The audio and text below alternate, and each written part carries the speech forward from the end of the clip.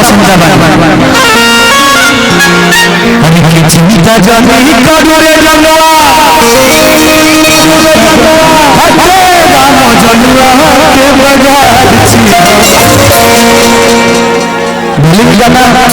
ये गलत हम समझो लेकिन एक अच्छा राजा वाला गाना है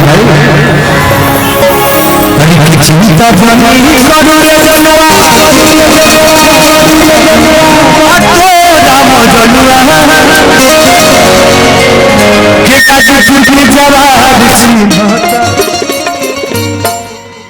अलहंगा फिर में दे दी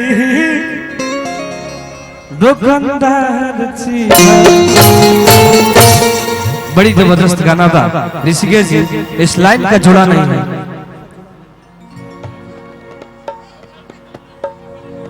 हाँ और भाइयों का फरमाइश है कि गाने चले अब जो चलना चाहिए है ना। एगो गाना के लिए बरात के उपलक्ष्य में भाई बहुत दिन पहले हरि की बरतिया अखिया मारा की बेरी बेरी बबरी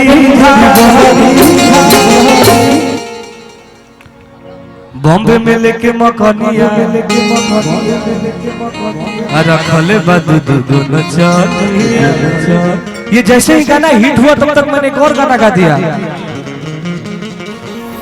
हरि की रात भर नचाई बुरे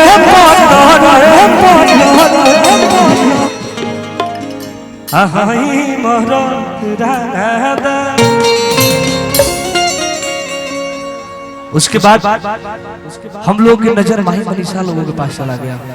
भाई ने मेरा लिख दिया हरि की लुलिया भी तैयार है, हरि की जुलिया भी तैयार है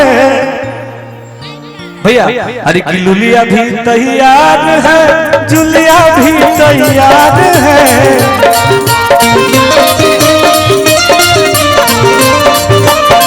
लुलिया भी तैयार है, जुलिया भी तैयार है। नाचे के डर माही मनीषा रेवती से फरार है।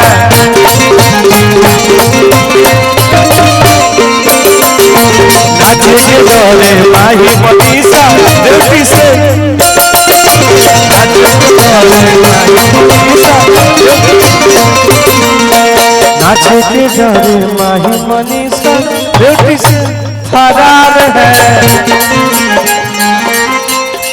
रेवती से नाचे के डोले माही मनीषा रेवती से, आओ नाचे के डोले माही मनीषा रेवती से, नाचे के डोले माही मनीषा रेवती से,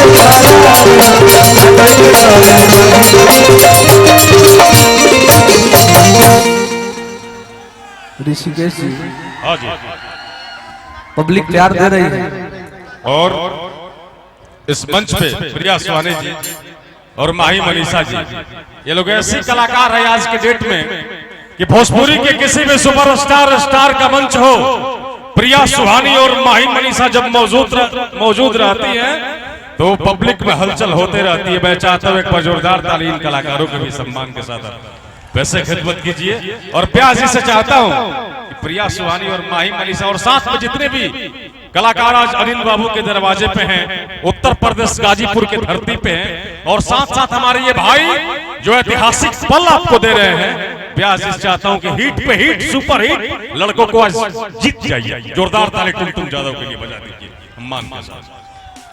हाँ लेकिन दुल्हे राजा भैया का फरमाइश बाकी इसी में अनुपमा जी को बुला दीजिए, तो मैं एक छोटा सा गाना गा दे रहा हूँ, उसके बाद अनुपमा जी गाएंगे। हाँ